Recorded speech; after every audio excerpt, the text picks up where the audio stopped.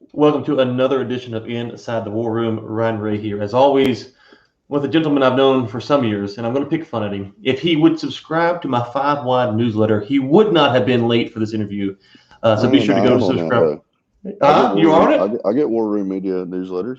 Well, then you didn't read yesterday's because I had a I promotion didn't. on a calendar app. The man I'm talking about is the only man in the world that I can beat up legitimately, and we both know it, is Quentin the Hero Henry. I'm here. Mr. Henry, how you doing? I'm here. Pretty good. Pretty good. Yeah, man. I read the War Room Media things you send out all the time. Well, Oh, when I good. catch them, I'm not real good at consistently reading because then I'll get caught up, and then I got to spend one day where I catch up on like all my emails, Mm-hmm. and then sometimes there's not Well, time. this is a new one. This is You just come up with some pretty good crapper material though. You know what I mean? Like for reading on the crapper, that's what I use those well, for. that's probably about right. Yeah. But That's the this only no, place this I is a can new really one. focus. I got to really have focus to absorb that stuff. So I it's hear good. you. I hear You you. know, Well, you're probably not on this one. This one's new. It's business only. It kind of goes through just a few concepts a day and sends it out. So randomsenior.com/5 wide. okay. But All it's right. good to get you on, Quentin. You are.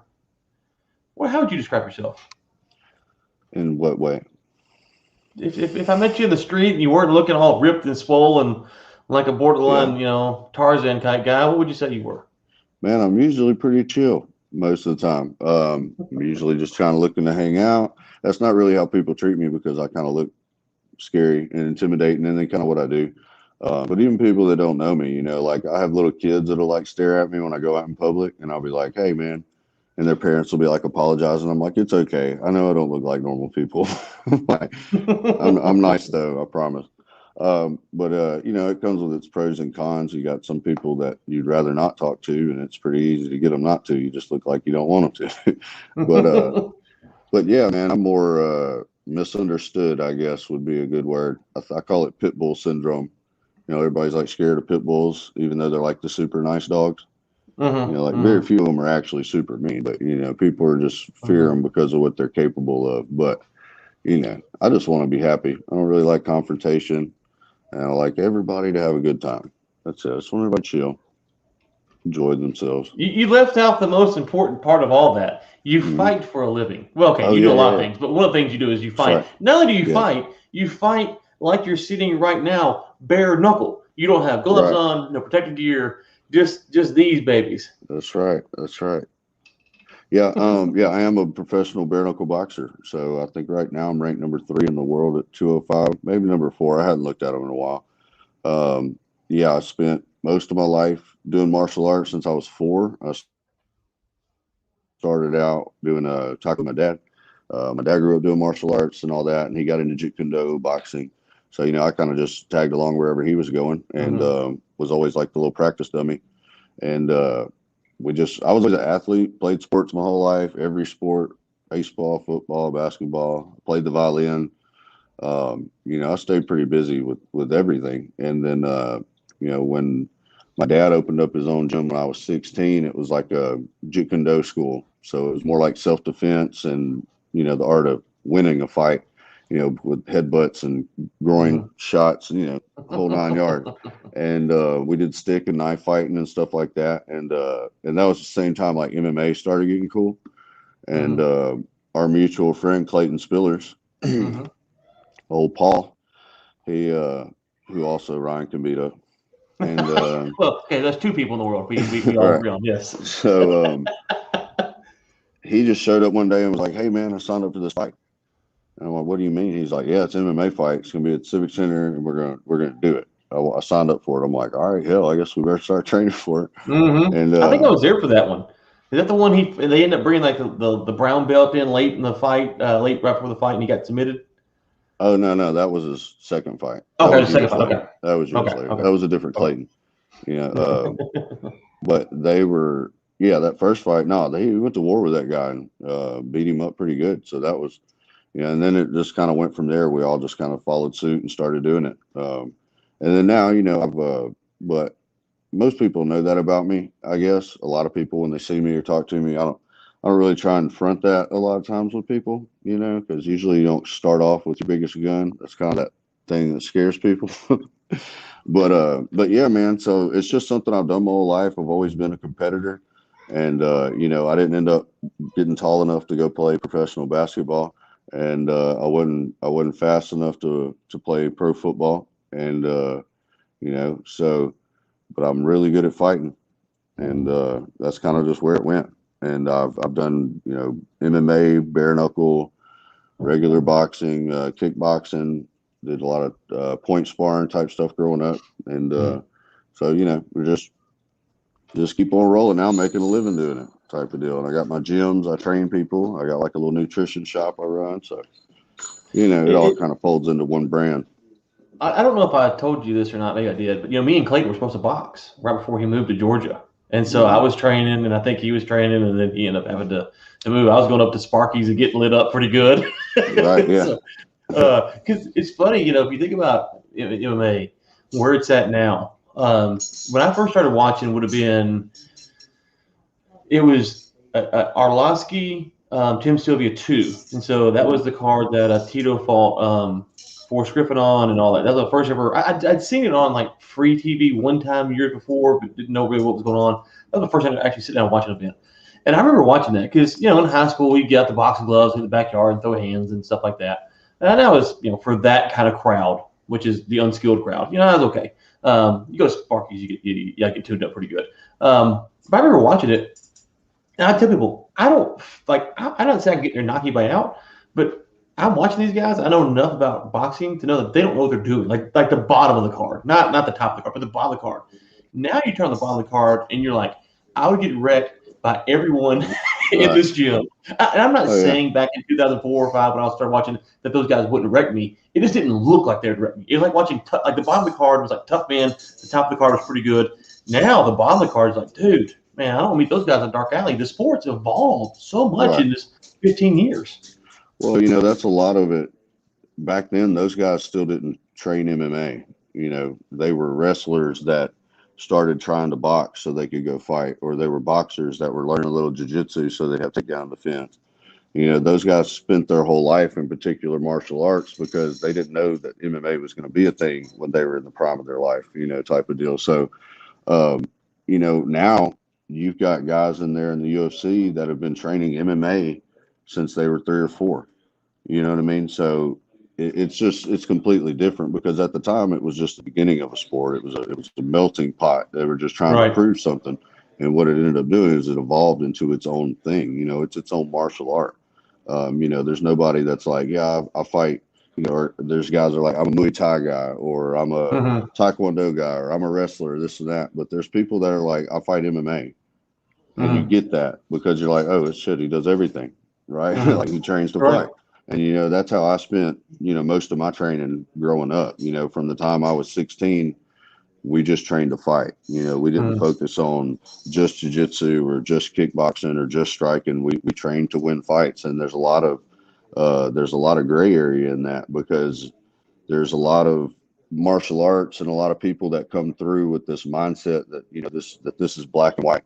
And once you start mixing things together, you got to start taking pieces off of it and when you put it back together, it's got to make sense. You can't just have this extra stuff. There's sometimes in jiu-jitsu where you're using 2 arms to attack a limb and you're leaving the other limb exposed to hit you. Boom, that completely changes exactly what happened. And if you're too stuck on making sure you got the 2 irons on that arm bar instead of trying to figure a way to tuck it and stay protected, or maybe that's not something you need to do at all. Maybe throw it out, put that on the bottom of your list of moves, down towards there. So, it's just taken a while for, I think a lot of the old heads to lose their pride, I guess, set it to the side and then start accepting a lot of these other ideas and platforms and looking at it from outside the box, Yeah. And it's also, if you think about, running calculations, if you go watch, who's the 185er from Brazil? He's a jiu-jitsu wizard. Oh gosh, he beat Ben Askren in his last fight. Damian Maia. Yeah, Damian Maia. Okay, Yep. So you watch Damian Maia. He can ascend really high by being a superb Brazilian jiu-jitsu guy. But there's at some point that math, the computation, it just doesn't work. Or Curtis Blades, he can beat most heavyweights by getting in there, taking them down, but he runs into Derek Lewis, and it's like he gets killed. He just lights out. Jiu-jitsu doesn't work on him. Right. But then you watch other guys, and so it's really weird to your point, which is, if you go back to like the original, is like one discipline, and then they were trying like the Matt Hughes, George St. Pierre, they were trying to figure out how to meld that together, and now you see guys who have kind of come up. And they may have a strong tendency, but the best guys are usually the most diverse.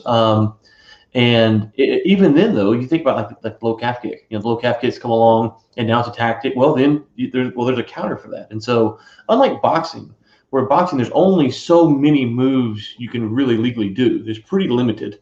Whereas MMA, it's not unlimited, but the combination potential is a lot higher. And so, I don't know if we're in the early stages anymore, but we are definitely progressing at a level where it feels like every 2 to 3 years some new MMA tactic comes out and like, oh wow, that's interesting, and then it just goes away. Remember the foot stomps? The foot stomps were a deal for a long time. Man, I know. God, I don't know who started that. Asshole. Whoever was like, you just stomp their feet. What asshole? It had to have been a girl. A girl had to have come up with that. Who does that? You rarely see a foot stomp anymore, right? You know how mad I would be? I trained 8 weeks, work my ass off, and we get in there and you stomp my foot and break it. It's like, what? Really, dude? To me, that's just as cheap as like small joint manipulation, like snapping somebody's finger or whatever. But like street fight, whatever. Hey, stomp somebody's foot. But we're I don't know. It's just cheap, But it is what it is. But to your point, all the guys who they consider the greatest of all time, I guess outside of Khabib, what they were greatest at was adapting to what their opponent was worst at. Or, like GSP, when he trained against you, if you were a guy who was a Muay Thai guy, he trained Muay Thai the whole training camp. Right. His goal was to be better than you at that. It wasn't my wrestling's so good, it doesn't matter how good your Muay Thai is. He's like, oh, that's your best weapon? Well, I'm about to take that from you. And that's kind of, John Jones has that effect on people. He just has the fight IQ and the ability to break his opponent down to where they don't fight like they do. Even if it's somebody who usually wrestles, somebody who wants to strike, you see them go back and forth through that, and they don't look like the same person when they fight John Jones. Nobody. Right.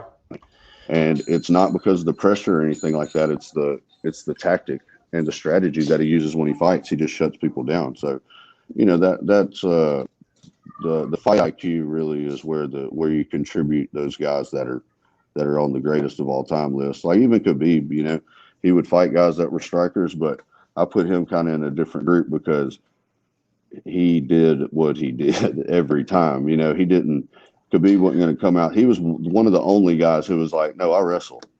Right. Well, but yes, but then his last couple of fights, he did drop. He dropped Connor with the uppercut. But Right.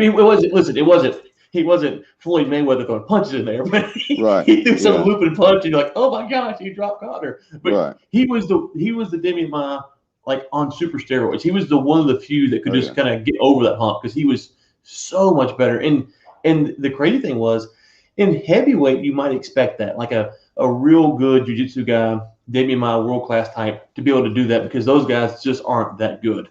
But at 155 to pull that off, I mean, you have some talented guys in that division. And it's crazy he was able to go through them like that. Oh, yeah, no doubt. Yeah, Damian Maia's. Yeah, and the key is like when Anderson Silva fought him, don't go to the ground, and he couldn't do anything. And that's the difference in an Anderson Silva. And, he'll figure out a way to where he'll never have it. That was one of the worst fights, one of the most boring fights. But it's because Damian Maia was completely shut down and he had nothing else left. So, So talk to me about this. You talk about the fight IQ, kind of being around fighters a little bit. I've kind of got a mixed bag of opinion on this. Some fighters like to watch the game film of their last fight or their upcoming guy. Some fighters don't. Now, I've never heard, John Jones or Khabib or those guys enough to really know at that level what they're doing.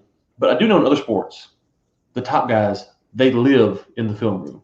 They really live in the film room because they want to know. And for anyone who's listening who wants to go look up some of the stuff, like Tom Brady or Peyton Manning talking about breaking down film, like when they're out there playing football, they know like all the things that are going to happen. And so does the defense. And it's a lot more orchestrated on some level, not like planned, but both sides are knowing what's going to happen so much that it's just very, you talk about margin of error. It's very small. But in fighters, it doesn't seem that that's the case. And I can understand why. It's a little bit different. The risk is a lot more real. It's a lot more prevalent. What's your take on that? Are you a big film guy? Not a big film guy? Depends. There's some things you can get from film. I don't really watch much film at all on my opponents. I watch a lot of film on myself. So I feel like, and really the biggest thing that I've ended up, you can kind of get tells from certain things that people are going to do, but like take the Chris Lieben fight, for example, go back and watch every one of his fights. He didn't fight like that with anybody like he did me. He ran. And that's not something that he had ever done. So there's a lot of times, and when that happened, it kind of like, because I had my mindset on something else. And then when he started backing up and I had to start chasing him, it was like, well, what is, I hadn't prepared for that, So, but that's one of the, experience things you got to gain from that. But, you can learn some things from film, but at the same time, if I'm going and watching their film or they're watching my film, I'm watching my film. And I'm watching how you think you're going to beat me, whether it was a mistake or not. When I see something, whether I get hit in a fight or whether I get hit in training, I'm watching myself and I know, hey, you threw that hand, you could have got caught with that right hook, whether they got me or not. So, my perspective on it is focus on what I'm doing right and they can't be right. I don't give them an option. So, if I've always got my guard up in the right spot when I throw this shot, if I've always got my weight set back on this foot the right way when I'm shifting to my left or whatever, those are the things that I'm looking at. And once you reach that and you have perfection, you can't be touched. So, I'm more focused on watching what I'm doing right because, like you said, boxing is one of those things coming from MMA and all the other things that I've done. It's very simple in the fact that you've only got two hands.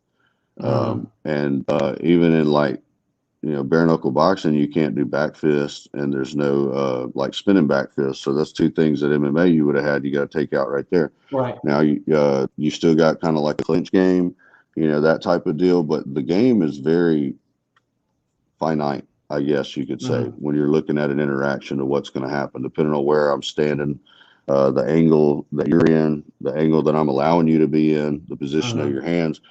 You can tell every time in that situation, if I pause it, I can look and say, all right, this is everything he's got. This is everything I've got. And I'm looking at things that aren't coming down to odds, 50-50, depending on who's got the best timing or strength. I'm looking to see where I can sway those odds, to where I can be slower than you and still hit you because you can't hit me depending on where I'm standing type of deal. So, I think that you can get in trouble with watching film, but if your opponent is worth their weight, they're going to be watching that same film and making adjustments. So you're not going to get that same opponent that you're getting on the film. You know what I'm saying? Right. Well, okay. So let's unpack it a little bit because as you're talking, you think about, Tom Brady or whatever. He walks up to the line. He looks at the defense. He knows the play. He knows the potential audibles. He knows what they're going to do when he says all that. They say hut, 4 or 5 seconds elapse, stop, and reset. In fighting, you go in, you throw your jab, and you kind of moves a little different. Like, well, hold on. Right. I wasn't thinking that. But you can't stop and go to the coach. Hey, coach, what do we do now? Because a right hand's coming your way. So how do you think about, because you mentioned the Lieben thing kind of messed with you and, it's fighting as much as you have. How do you try to reset the game plan, make tweaks in the round? Because obviously between rounds you have a little bit of time, but in the round trying to adjust to what's happening because and sometimes things are going pretty fast and furious, and if you're not, you can't just stop and analyze what's going on too much, or you'll get clipped. Right. Yeah. That's 100% because like what Tom Brady's doing before he snaps the ball, he knows where every one of his guys are going to go, and he's pretty sure where every one of the defensive guys and are no one's going going to touch him while he's thinking about it. He's saying, right.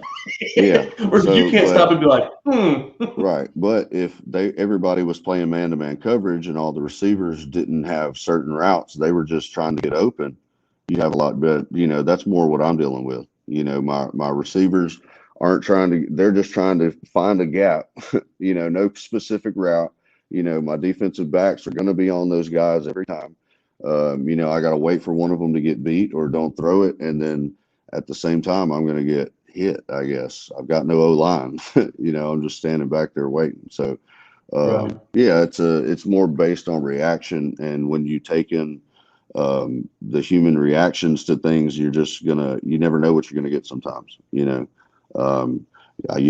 sometimes you can land one good shot and the whole tempo of the fight changes. Some people it'll slow them down and some people it'll pep them up, so, and then all of a sudden when they're raging and they've got that adrenaline going, well, now their rhythm is different, where they're stepping is different. They might be stepping the same, but it's at a different pace, so you got to change that up. And also, I get kind of nerded out on it. It's like doing puzzles. Yeah. How do you gauge someone's power before it's too late? Like you know what I'm saying? Like you hear, like Daniel Cormier would always say, I want to get there and feel his power. And I always thought, okay, I know what he's saying. What he's saying is I need to see how hard he hits before I can determine whether or not I can withstand the blows. Was he referring to hits?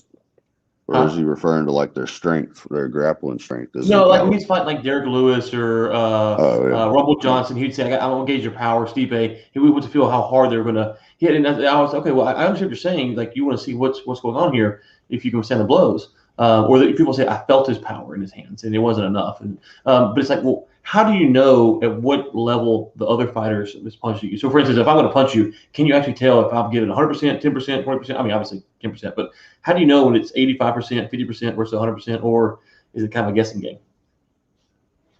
I can watch video of you punching and tell you. No. When you were fighting, I'm saying like we're in there together. How would you know how? I watch your hips and stuff. There's mechanics that tell you if there's going to be power or not in a punch. And, if they're not following those mechanics and they're throwing arm punches is what I call them, then there's not going to be any pop on the punches. If they're one of those guys who don't extend out on their reach and they kind of keep it short, it'd be like the difference in jabbing somebody in the face with a pole or, trying to hit them with a rope. It's got a bend in it, bink, right? When that kinks in there, if I'm locked out, so if they turn over on their punches, if they throw girl punches, you can tell a lot of that just by technique. I'm not one of those guys that's about to get hit to test the power. I don't want any of it. I'll take some test shots out on the end just to kind of find range sometimes or something like that. Maybe I'm getting too close and pop. All right. But yeah, I ain't trying to feel no power at all.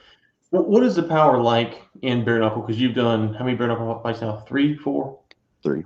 Okay, and you've got half a dozen, well, probably you took amateur fights, 24 MMA fights, and then you've done a few boxing. So maybe break down. Obviously, you haven't fought the same guys in each sport, but practically speaking, the same weights more or less. How does the power feel from boxing all the way down to bare knuckle boxing with MMA in the middle? I would go MMA glove is the worst to get hit with. The boxing and then boxing glove would be second. I'll take that back. Like an elbow or a knee is probably the worst to get hit with, or a shin. MMA's got the most potential threats. Right. Yeah. But as far as gloves go, MMA you have the hardest hitting. I feel like it does the most brain damage as far as like hurts. You can when you get hit with an MMA glove, it rocks you pretty solid. Boxing is right underneath an MMA glove, but the issue with that is it's just enough padding to where you can take a bunch of them, so you're getting rattled around a lot. As far as damage to my brain, as far as hurting my head or feeling like you're rocked or feeling like there's power in it, bare knuckle probably at the bottom of the list. As far as like getting concussions and stuff like that, you're looking at, I feel like a lower rate because again, once you wrap a fist, you've turned it into a rock. It's solid. None of the bones are going to decompress. This is just like the suspension system on your car. All this is built in when it hits, it absorbs that shock so that you don't break, your bones and stuff. Right. It has to have some give in it. But when you put it in an MMA glove and boxing glove and you wrap the hands all the way up there, you supported it. And so, it doesn't hurt when you hit stuff. And so it's the same way when you hit somebody in the head, which even if you are locked in a completely bare knuckle, you can't prevent yourself from having a little flex in it. Now, as far as pain, like stinging, like superficial pain, bare knuckle definitely hurts the worst. Yeah, because you're cutting the skin and you're getting the knuckle on you, and whereas that soft pad feels a little better on the skin. It burns. for some reason. Like it's a different type of burn there, but it's but as far as like rocking you and making it feel like damn, it's not as, which I mean I got one of those, but it still wasn't as bad as like I've been hit in MMA sometimes. And I had MMA fights. My last fight, you remember 185. I went back and watched that fight. Did I tell you the Norwood fight? Oh, that wasn't your last fight, but yeah. Yeah, but you remember. Yeah. I remember. But, Yeah. All right, so I went back and watched that fight, and I didn't realize that fight was almost like 4 minutes long. Yeah. I thought the fight only lasted like 45 seconds. Yeah. Until I watched with his left hand or right hand, he could do a couple of hooks. Yeah, it was until I watched it. This is like 2 months ago. It's the first time I watched that fight since it happened. And I was like sitting there waiting. I'm like, all right, well, this is where he hits me with that hook. This is where he hits me with that hook. And I'm like, what is going on? I'm like, I'm still fighting. I'm like, I'm doing pretty good. I'm not doing bad. Right. And then I saw where he hit me with that left. And then I still didn't do bad after that because I caught him with another shot and this and that. But yeah, I didn't. I just remember getting hit by that shot. And I thought maybe, and that was like it erased the rest of the round for me. So we're talking about a shot that hit me pretty solid, but it didn't look like anything was wrong with me. But it like amnesia, what I'm saying? Like that ain't good. Yeah, if I remember correctly, he got you with that. I don't know what the same was, left hook. I can't remember what it was, but the hook like 2 or 3 times. And it was like the third one. All of a sudden, it was like, oh boy, this is like this. Now we're in trouble. But the first 2 were landing flush, and it was like, ugh. I was sitting, cage side. I was like, oh, okay. Yeah, I couldn't taking those. Well, there was just one of them that hit good, and like I saw it, and I'm like, okay, that was it. But then I started fighting again like normal. Yeah, like completely. The image of what happened in that fight to me is I went out there, threw like a leg kick, this and that, a couple jabs, and then he hit me with the left hook and he choked me out. Yeah, and it took about 40 seconds. That's what I thought happened in my head. Wow. So I won't say the name, but we were in the locker room after the fight, before your fight that night, and someone else we knew was fighting. And he comes in the locker room and he goes, "Hey guys, they're out there telling me I lost by a head kick tonight. Did that happen?" And we're all like, "Yeah, yes, you lost by a head kick." He's like, "Really?" And we're like, "Yeah, it was a head kick, maybe 2 actually, I think." But it was a solid head kick. He's like, I don't think so. I was like, "Yeah, you lost by head kick." We were there. Yeah, it was you. We were all just like, "Whew, okay." Yeah, okay, but it's but going to the when I got hit in the head, I remember the shot and I remember the feeling in my head when it hit, and it was like when you have a concussion because it sounds like when somebody kicks a kickball, like it does that, and it was like a lot of that I think came from the fact that I was cutting down to 185. Dehydrated and stuff. That probably wasn't helping either.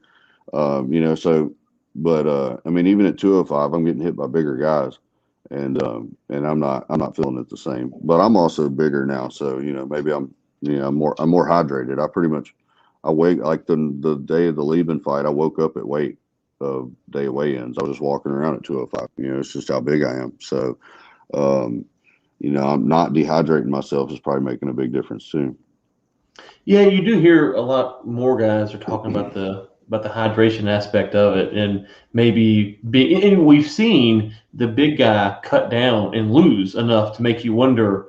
Obviously, the size does play a role. I'm not trying to diminish that, but there is a limit to cutting down. I'm thinking like T.J. Dillashaw tried to cut down to 125. Dude's jacked up on EPO, still gets lit up. So there is a limit to cutting down to where you just don't pay off. And then for some guys. You think like Rashad Evans, he's probably too big to be a 185er, but he's really too small to be a 205er. And that's the guys I feel bad for because it's like you probably need a few more divisions in there. If he's a full-time boxer, probably worked out a little better for him with more divisions. But that's kind of the MMA thing. And Bare Knuckle's kind of taking some of those same weight classes. And so I'm not sure how to remedy because on some level, you don't want the guys cutting down all the time. But on the other side, it's not everyone. Like John Jones at 205, that's a big dude at 205. He's not a little cat. He's 6'4"? Right. Yeah. Yeah, I mean, all those guys at 205 are huge. Like Rampage Jackson's like 250 when he would start training camp. I mean, like, Well, Forrest Griffin, those guys. I mean, all right. those old school Yeah. guys too were big. Yeah. I've trained See, with Forrest Griffin before, and he is like a Neanderthal. He is a large frame dude. Like, he's not like you stand next to him, you're like, there's no way this dude makes 205 pounds, but there's there's a, I don't, I feel like I've kind of just gotten to an age where I understand I'm better off fighting at a bigger weight because I can perform better. I can be healthier. Like yeah. Gilbert Burns moving up to 170. You got Dustin Poirier moving back up to 155. Hmm. Situations like that. It's, people just want to be the bigger guy, and they Hmm. feel like that's going to help them. And really, why not just be the biggest guy you can be at your normal weight Right. and fight where you're at, and that's the way I look at it is, because I can make 185 still. I was 205 the other day. And so, I mean, it's like, but why? I don't want to dehydrate myself. I don't want to hurt my kidneys. I don't want to do that. If I'm trying to fight to be the baddest dude in the world, then I want to be the baddest dude in the world at my weight. Right. You'd be like, well, yeah, you can see how big that dude is. He cut 40 pounds and he's fighting a bunch of little people, that type of thing. It's like, I fight for the purity of it. And I'm just going to, I want to be healthy after this. I don't want to, I know I've already taken years of my life with the time I spent in a sauna, so Yeah. I ain't trying to do that no more. It ain't worth it. Yeah. So there's a lot of physical side to it, cutting weight, working out, stuff like that. But the mental side obviously plays a big role into fighting. And I had someone, I won't say the name, years ago. This would have been after the Arlovsky fight, and probably a few years before I met you for perspective. So I don't know, 6 years ago, 7 years ago, something like that. And they're like, "Yeah, I want to go fight. I want to go fight." I'm like, "Listen, you gotta understand." To go fight as a young guy, like to go fight, it's one thing to say you want to get there and get to try it out one time. Okay, maybe you want to do that, maybe you don't. But to be a fighter, there's just a different mentality that you have to have because you're in there, you're by yourself. If you win, the high's really great. Everyone loves you. If you lose, it's really awkward because no one wants to say to you. But guess what? You're the only one who can really determine your destiny. And as much as you think that when you're starting out, you're really not that much in control because they could bring in a dude who's vastly more experienced than you and just we've seen that where you have two amateurs have the same record, but one dude obviously has been training a lot longer, and he gets wrecked, and you have to deal with all these waves of emotions. And the lower MMA ranks, especially, is tough trying to figure out how to work up the ladder. How have you tried to navigate the ups and downs of the sport? Man, you got to really like it to keep doing it because, I mean, that's just like in any business, really. You're going to be told no a lot more times than you're going to be told yeah.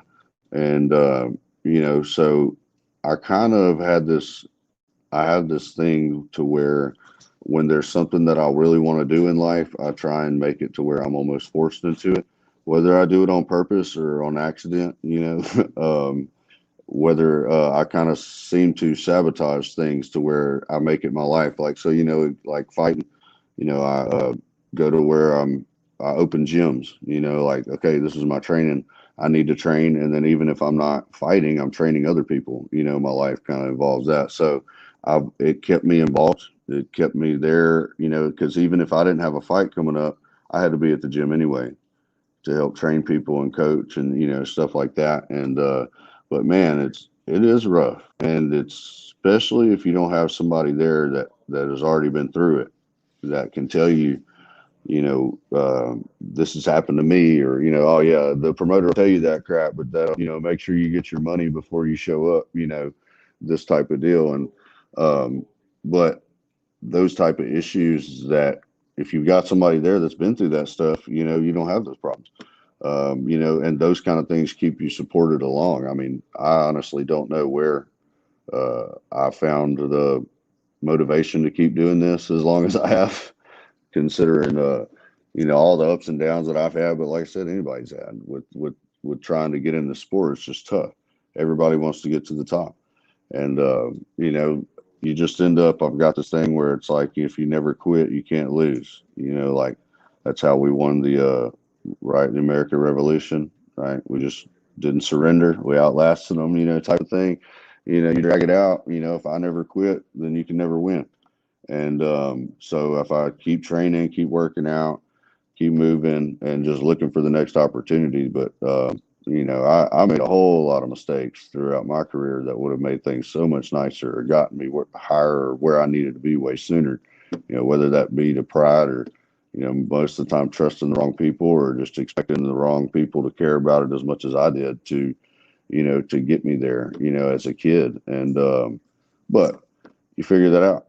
And I'm still pretty young, like 31. So I've got the I enjoy kind of the strategic part behind it. I've got a lot of people that just act like I'm dumb because I got a mullet and a beard, and I talk country, and like I used to worry about how I sounded as far as like sounding like I had a country accent or something, but now I just don't care because actually it makes people think that I'm dumb, and I'm not. So I don't care that you think I'm dumb, but if you do think I'm dumb, it makes it a lot easier for me to. Well, I never have told you you're dumb to your face. Hold on. Yeah. Well, where we're from, you're used to talking to people like that, but you go to other states or you talk to people from up north and they're like, oh, this dude's just some hick. It's funny how little they try and cover their tracks when they think that they can fool you, type of deal. So, but I mean, I am a hick. I just happen to be smart too. So but man, it's such a sketchy industry to be in, but there's a lot of good people in it.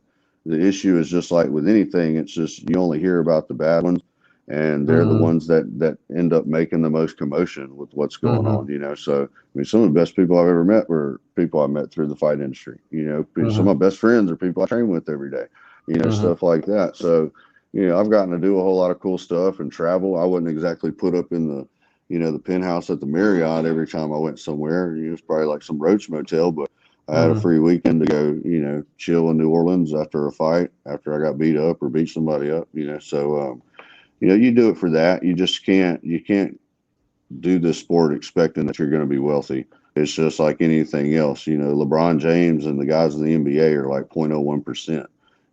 Most people just be happy to play basketball.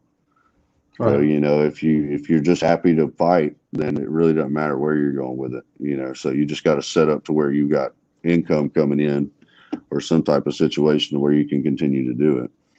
Yeah, and that's the tough thing. You talk about this, the people in the industry. There are a lot of good people and a lot of bad people. There's so much money at the top, right? There is just so much money at the top that everyone is trying to get some of that, rightfully so, because they won't. There's hundreds of millions of dollars that are at the top. But the path to get from where you're at to the top is not clear. And it's not clear for anyone in the process, unless you can bring up and develop a Floyd Mayweather, Tyson Fury, Deontay Wilder type, John Jones, But how many of those guys come up and you think the next big thing, and then it falls apart? So it's not like you can have a team, you can build out a team. You kind of put your eggs in this fighter's basket. See, the difference in a lot of those guys and everyone else is that, like Tyson Fury, for example, he loves to fight. Mm-hmm.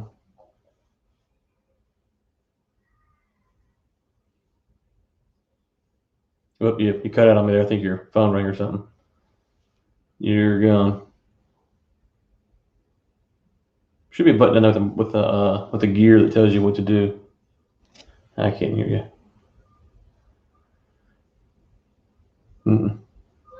You meant to hop out and come back in.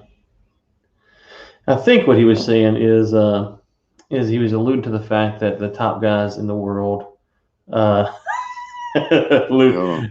There you go. All right. There you go. Man, my bad. All right. So like Tyson Fury loves to fight. Whether he was getting paid or not, he would be fighting. And these guys are motivated by things other than money. You got Roy Jones. He's motivated by being a champion, having a legacy. Floyd Mayweather, on the other hand, was motivated by money, continues to be, but he also figured out a way to make the most money every time he fought. If he would have maxed out and was only making, and if his last three pay-per-views would have been getting lower and lower numbers, he wouldn't have continued to fight.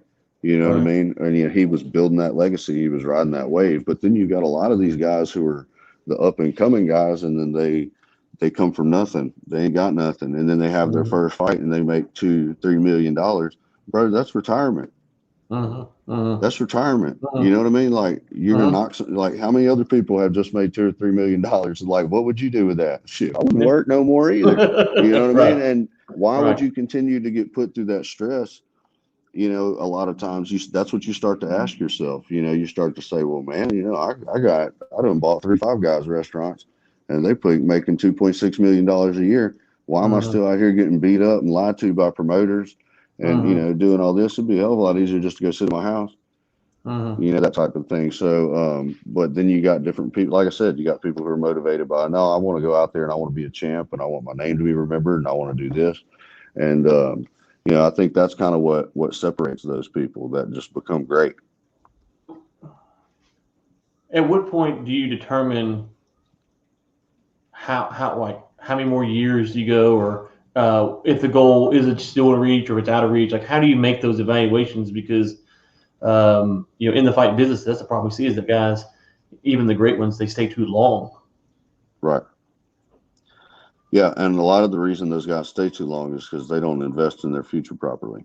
So you start becoming one of those people who all you know is fighting. That's all you've prepared for.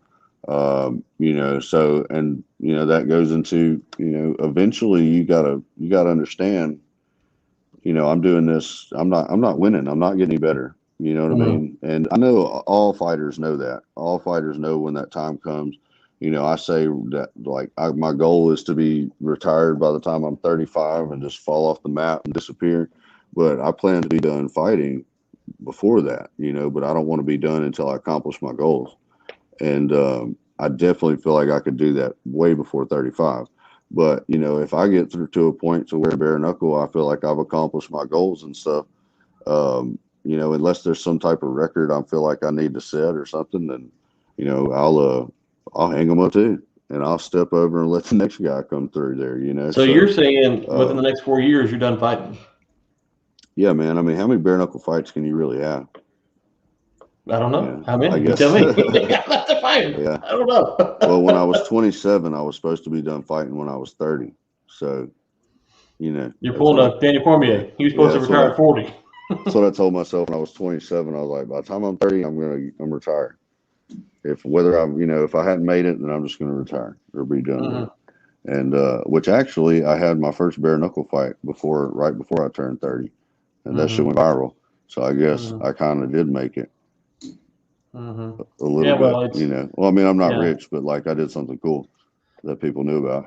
Or at least had my foot in the door, you know, type of deal. But, you know, by the time I'm 35, my kids will kind of be at that age to where I'd rather be home doing a lot of stuff with them or training them, you know, because they're going to be having their own jiu-jitsu matches and all that stuff, you know, and it's hard to focus all that time on me and them at the same time, you know. I just wouldn't be able to do it. You know, right now I've got a lot of guys that help me out as far as covering my kids program and jiu-jitsu and stuff like that when I'm going to train, you know, but I can't expect them to do that forever. And then at the same time, you know, I like doing that stuff.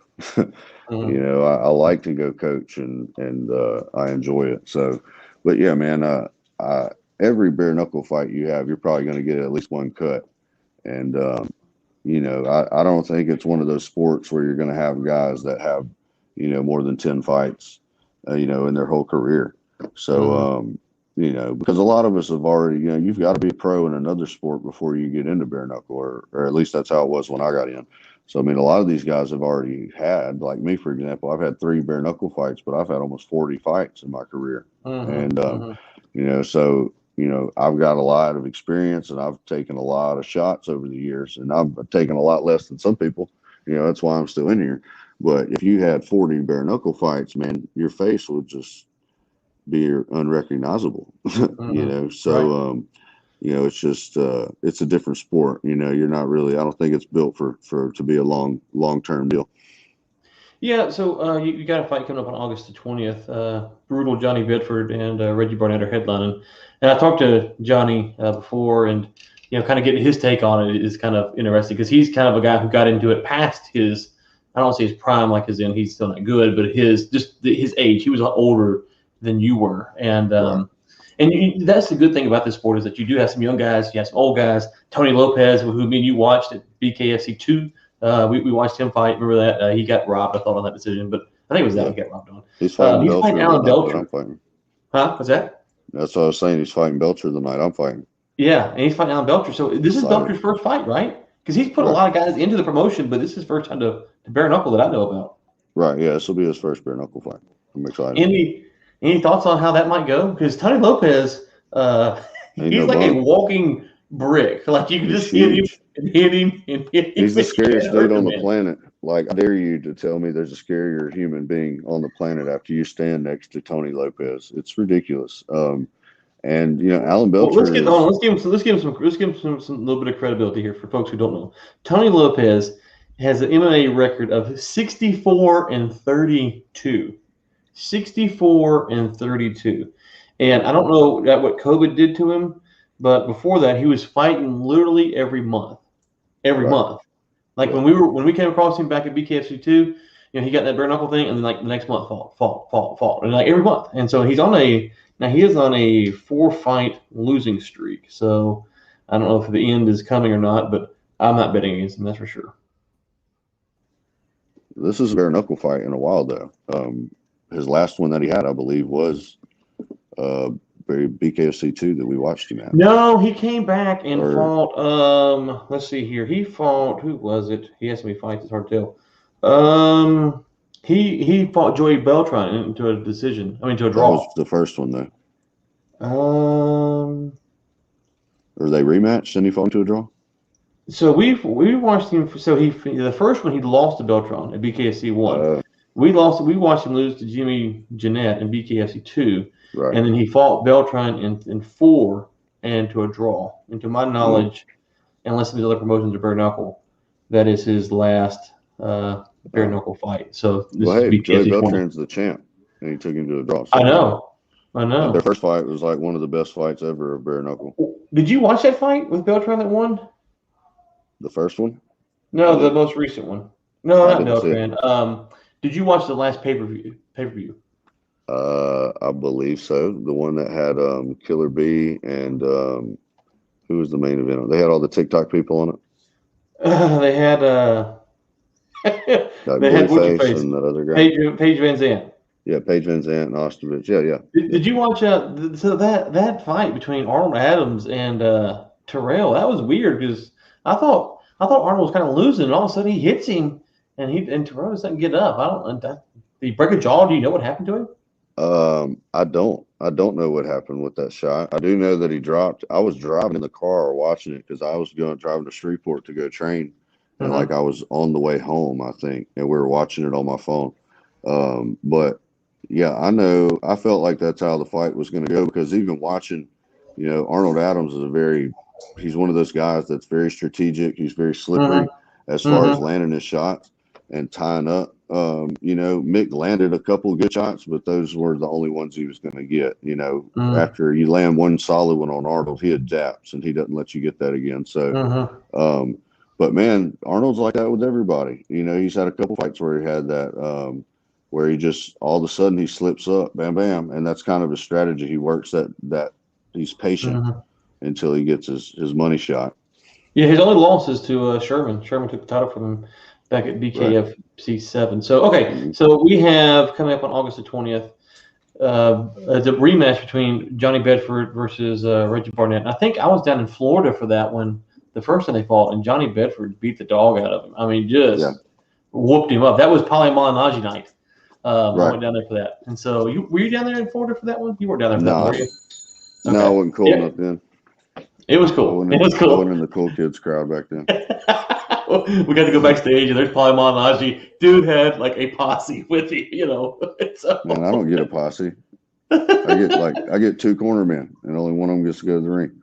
Well, listen. Okay, I'll talk to Dave about that. I'll count him offline. So they're headlining. Belcher, Lopez are the co-main event, and then Quentin Henry versus Jason Fish is the feature bout.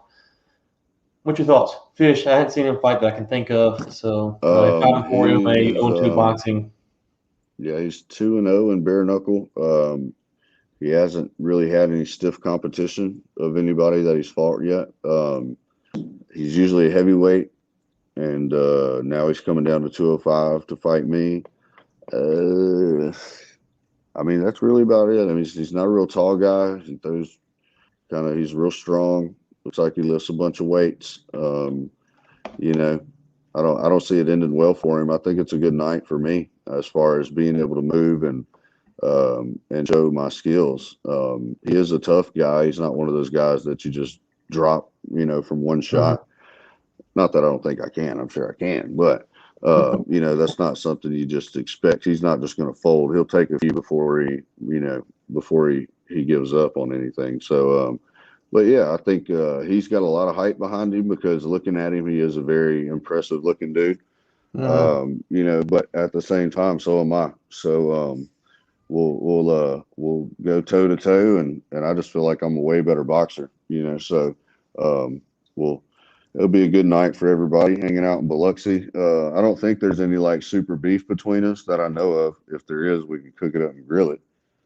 And but I mean, I've always been cool with all his people and all, but I kind of figured this was the fight that I was supposed to get anyway. Even before the Lieben fight, so it just makes sense and all. But yeah, man, I think that's going to be a great fight because I'm going to have somebody. He's a very hyped up, top ranked guy. I think he's number 4 or 5 at heavyweight or something. So, and then I'm excited about the Alan Belcher fight too. That's pretty cool. He was one of my favorite UFC fighters back in the day. So that'll be cool to see his take on bare knuckle because he's one of those very, when he fought MMA, he fought just because he wanted to. He had plenty of money.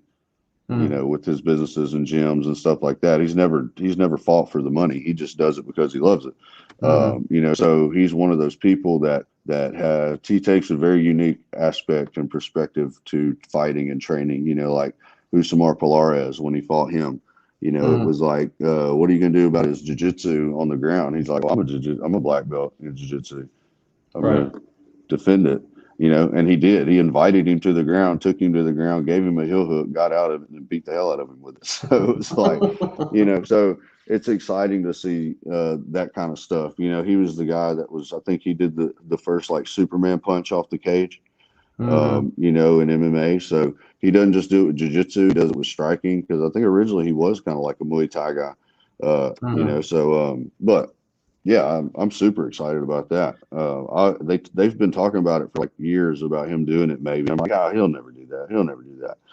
But now he's going to. So super. Well, and if you go back and look for folks if you're not familiar with Alan Belcher, he hadn't fought since 2013. So it's been a minute, but he had some wins over guys at the time that were at least pretty good. They're not names now that you'd remember, but Patrick Cote for a time, he was a title contender. And Belcher's got a W over him. Ed Herman, Caleb Starnes. I hadn't heard that name in a long time. So anyways, all right, Mr. Henry. Well, I'm not sure. I'm considering coming down for the fight, so I might be there. I will. We got a couple tables tickets left. Let Mom know. Let Mom know. We are shot up the shirt.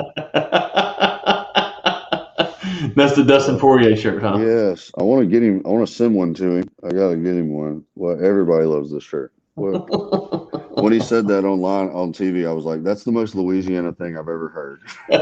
Yes. You'd only hear that in Louisiana. Nice. Yes, it was. All right. Well, Mr. Henry, where do folks find you at? Instagram, right? Instagram, Hero Henry. On Facebook, Quentin The Hero Henry. And then I don't do the Twitter thing. But I'm always on Instagram and Facebook, and I think that's about it. I got my gym, Hero Fitness Academy. It's on Instagram. Shout out to my sponsors. I got Aramid Hemp Extracts. Those guys out of Dallas. They're, I think, 10 minutes north of Dallas. They're right over there by you. Have you heard of them? I'm down in Granbury, so I'm about an hour and a half from Dallas. Okay, well, Dallas is a big place, so. Right, yes, sir. Everybody's in from Dallas, but nobody actually lives there. Right. Same thing, yes. Right. Yeah. Right. Traxler Chiropractic. They're taking care of me this time around. Underdog Fitness over at Shreveport. Dement Boxing Club. Been working with Jake Dement and his dad and them over there for this training camp. It's been super fun. He's fun to work with, man. He's one of those people that are like we're talking about, like it's a puzzle, it's a Rubik's Cube. Yeah. you know, Jake's that a you're sharp working cat. on. So it's fun. It's fun to find somebody that thinks like that, you know, where we're going. So, man, I'm probably missing some other sponsors, but I'll tag everybody if we, you know, They'll get be to the rest of it on now. at Hero Henry on Instagram for sure. That's right. Which is At where Hero Henry on Instagram. yeah, at Hero Henry on Instagram, where you take care of all your sponsors, which is That's right. important. People don't realize Right. how important sponsors Look, are. They Armed think it's Forces Roofing and Construction. there we go. Veteran-owned roofing place. They've got a place. They do roofs over in Dallas, Houston, here in Monroe, West Monroe. They're a pretty big company. So, one of my local guys, they employ a couple of my students at my gym. So, really super dudes. Awesome, brother. Well, it's good talking to you again, listeners. We have